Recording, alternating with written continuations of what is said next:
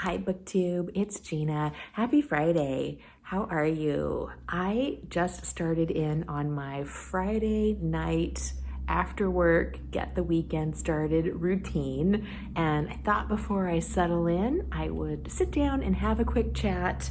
Do you have an evening routine that you do after work or before the weekend starts?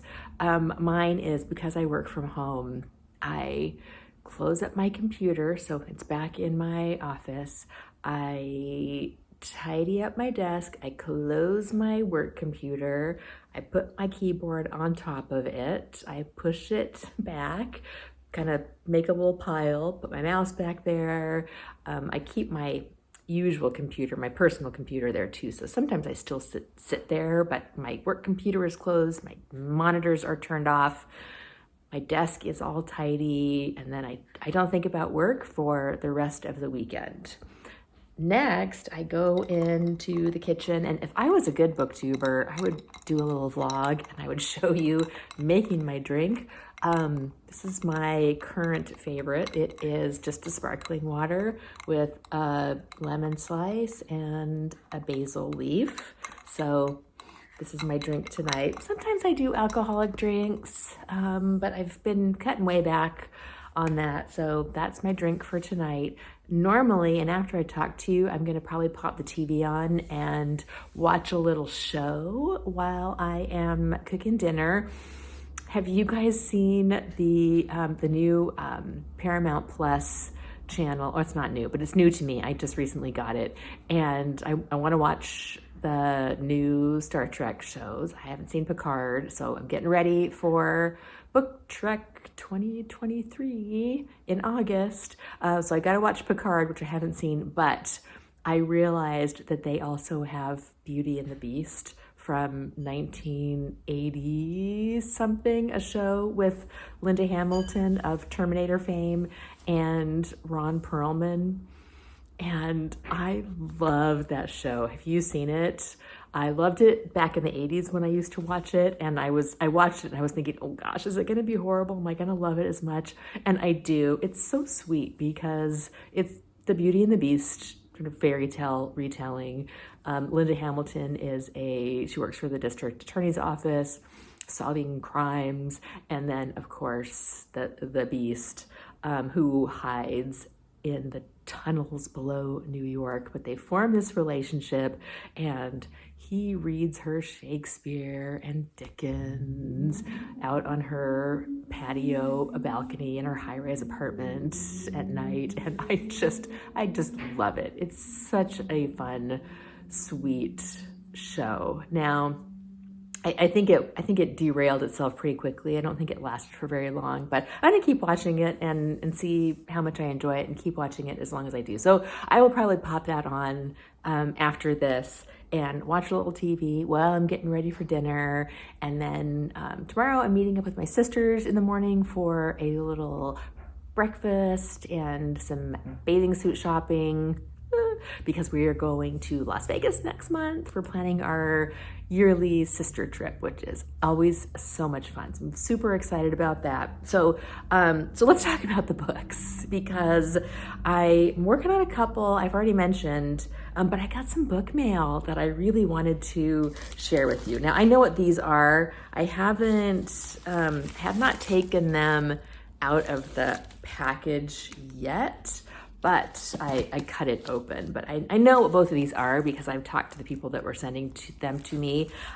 This is from my BookTube friend Kelly, and she was reading this and was going to get rid of it. It wasn't one she was planning to keep forever. This is Talking to Girls About Duran by Rob Sheffield, author of Love is a Mixtape, One Man's Quest for True Love and a Cooler Haircut. And I think, is Rob Sheffield, Kelly talked about this and now I'm completely forgetting. I think, did he used to write for, I don't remember, but anyway, this just looked like a really fun book because I have a feeling I am of the exact same era. I loved Duran when I was in high school in the 80s. And so when Kelly said that she was going to get rid of this, and did anybody want it? I said, yes, please, me. And so she very kindly said it. Oh, and there's a little note. Oh, how sweet. Thank you. There's some little scribbles in it. It looks like a really fun and nostalgic book for me. So the funny thing about this is that, I'm on a bit of a book unhaul decluttering stage or phase right now. I've got another 6 bags of books sitting in my office that are going to be leaving my house soon, and it's totally fine. This is not a contradiction, getting more books, because what I'm going to do is I have decided to increase what was a high priority book list for 2023, which was actually an idea that I stole from Kelly also. I'll link her channel down below because she does a high priority list for each year, and I thought it was a great idea. So what I did is if I remember, I'll grab a picture of it and pop it in. But what I did was I pulled out the 12 books for the year that I wanted to read, and I just set them aside on a shelf. And I'm trying to pull one of those at least every month. So this is going to go onto that shelf. And I realize that the shelf is probably going to turn into more than just 12 books, but those are books that I am going to make sure that I get to. They're not going to languish. They are going to get gotten to. But as the pile grows a little bit on that shelf, I realize what it really is becoming is more of just a TBR shelf. It's not just 12 books.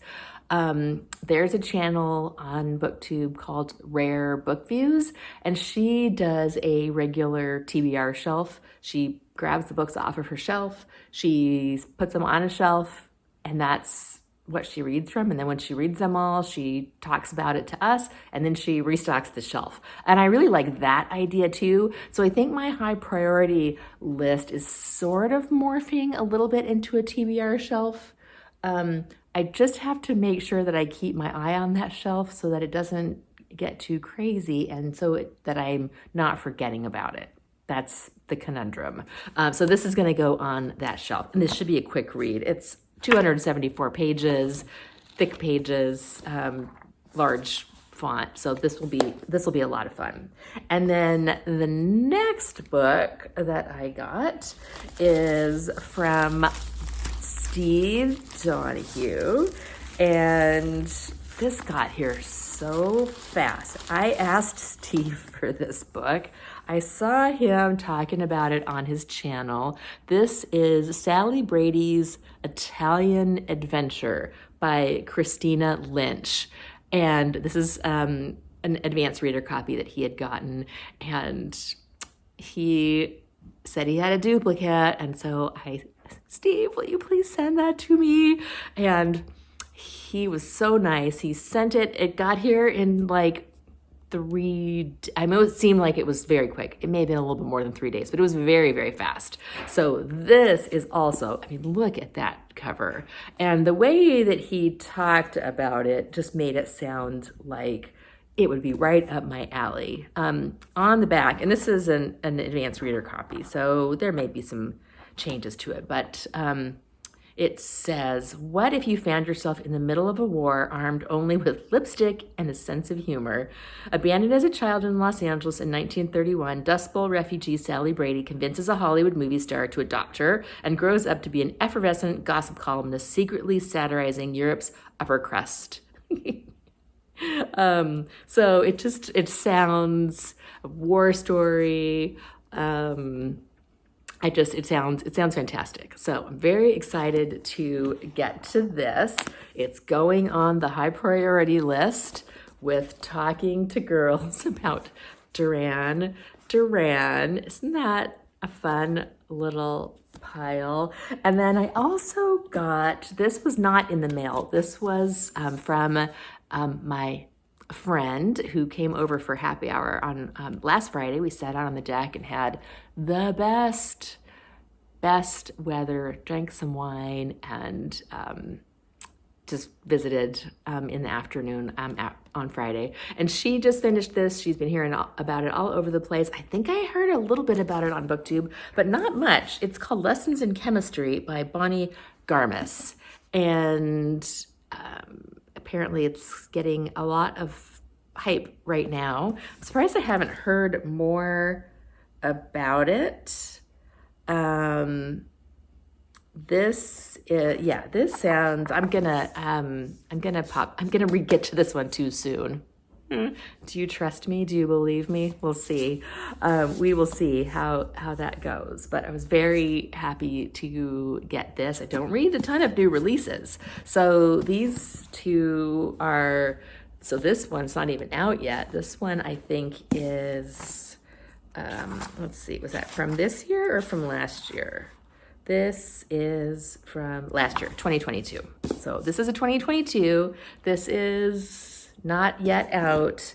And this one is, it's a paperback, so it's probably a few years old, I would assume. But, oh yeah, this is 2010.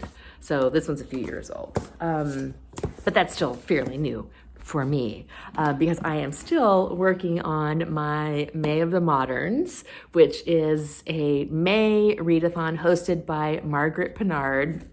I am still working on probably the same two books that I told you about last time. The first one is the Hopkins Manuscript by R.C. Sherriff, who I love. He's one of my favorite authors. I'm about halfway through with this. I'm buddy reading this with a friend of mine, and I am woefully behind. She finished it on time in April. We were reading it for April, and I am only halfway through, and it is now May, so I'm focusing on this one this weekend. But look at this Persephone edition. Isn't that beautiful? And then I also started this beauty, The Fair Misfortune by D.E. Stevenson. D.E. Stevenson is one of my favorite authors. And look at, isn't that just a beautiful, there we go, beautiful cover. This is a Dean Street Press furrowed middlebrow edition.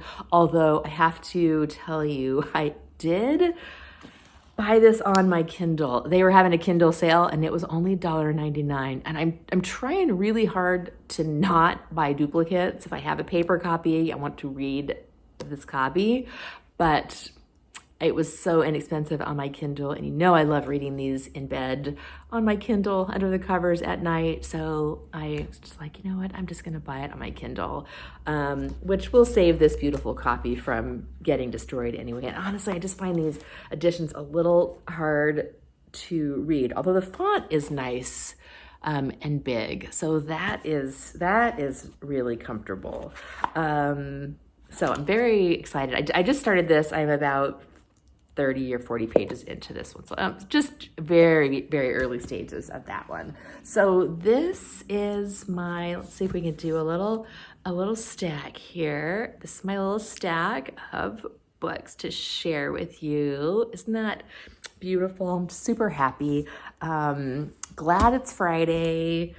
Glad I've got so many wonderful bookish friends in real life and online. And yeah, I think I'm just going to sip on my drink, pop on an episode of Beauty and the Beast, and I will talk to you next time. Bye.